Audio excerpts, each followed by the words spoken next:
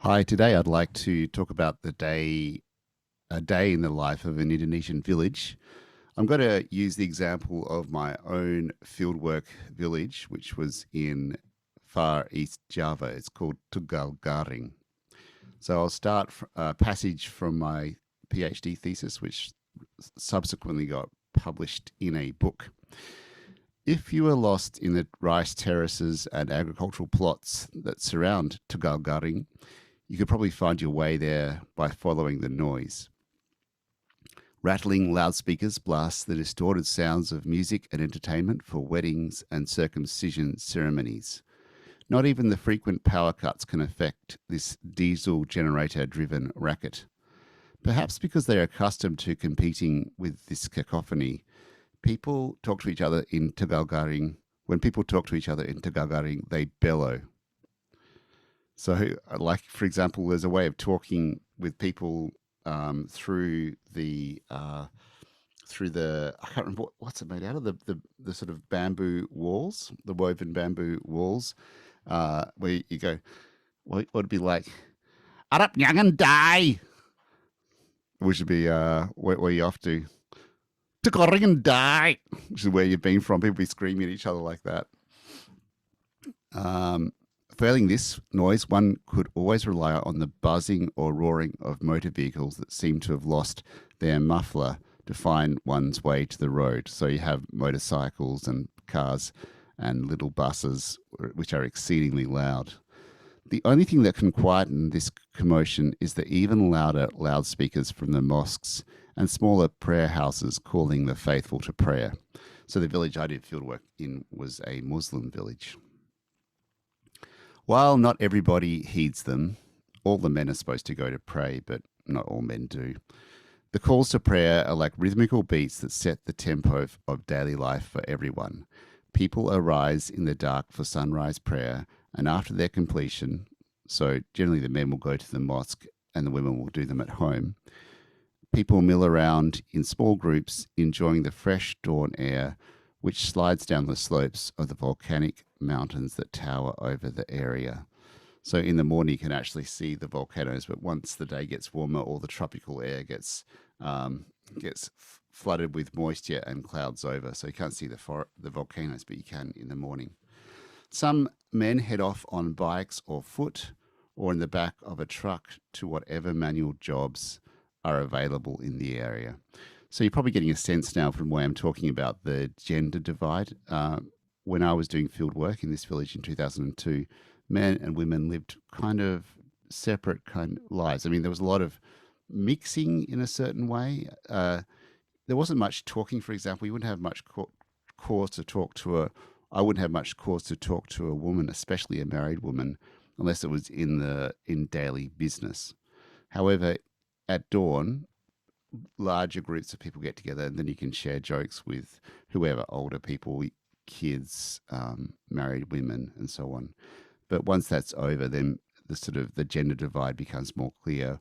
Women retreat to the back of the houses where the hearth, the little fires are set up, and the men are supposed to head off for jobs, which could include building houses, chopping wood, making bricks, or harvesting and threshing crops.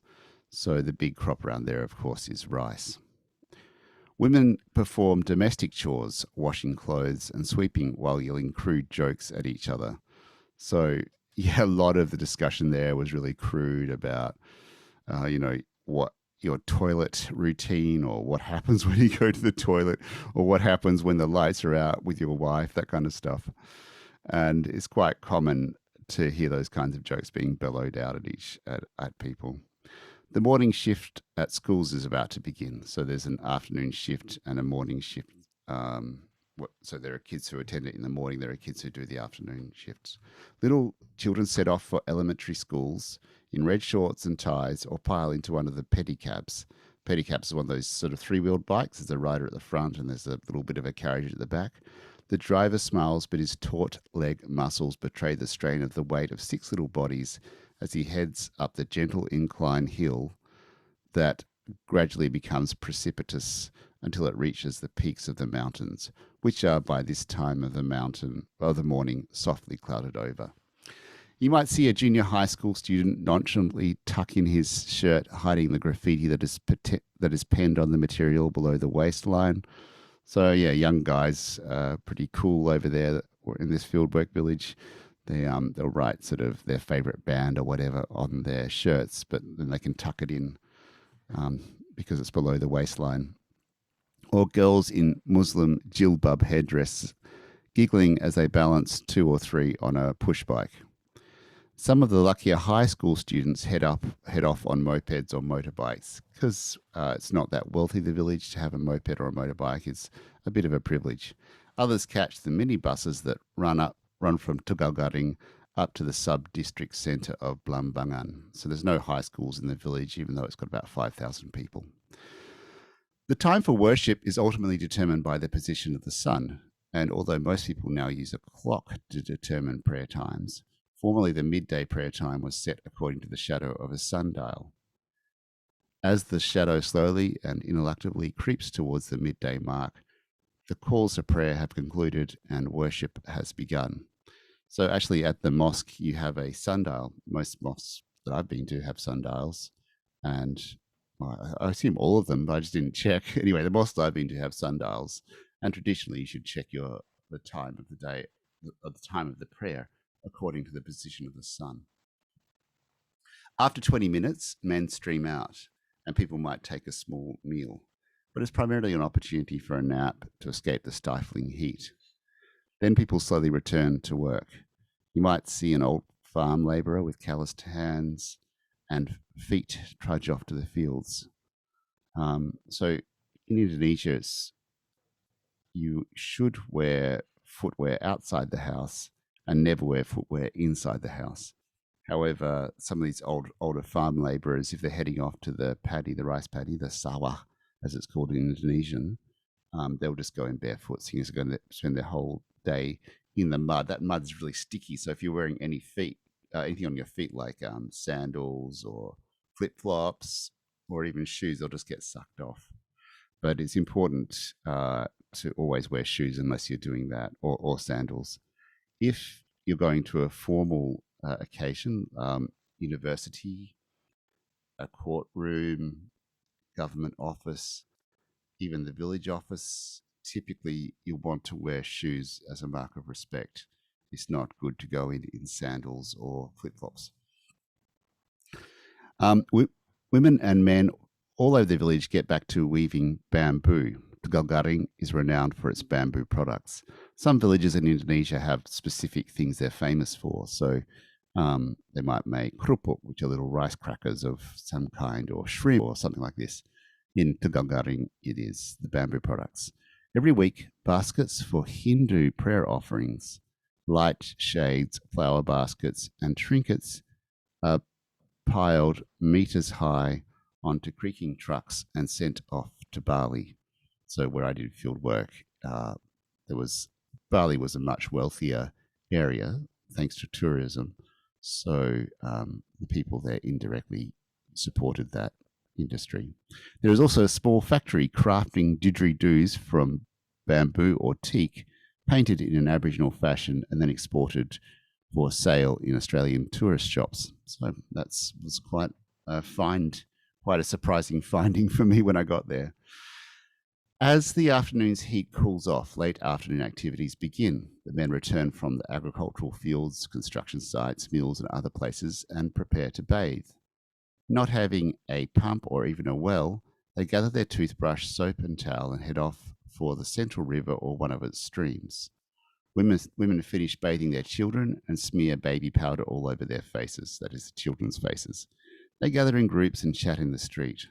Boys and men gather around chessboards, ping-pong tables, or the soccer field. Around little roadside stalls or the volleyball courts, people of all ages gather. So this is a time in the afternoon called Sore, S-O-R-E, and it's a lovely time to just relax and chat and socialize. Then the calls to evening prayers begin. So there are various mosques and prayer houses around.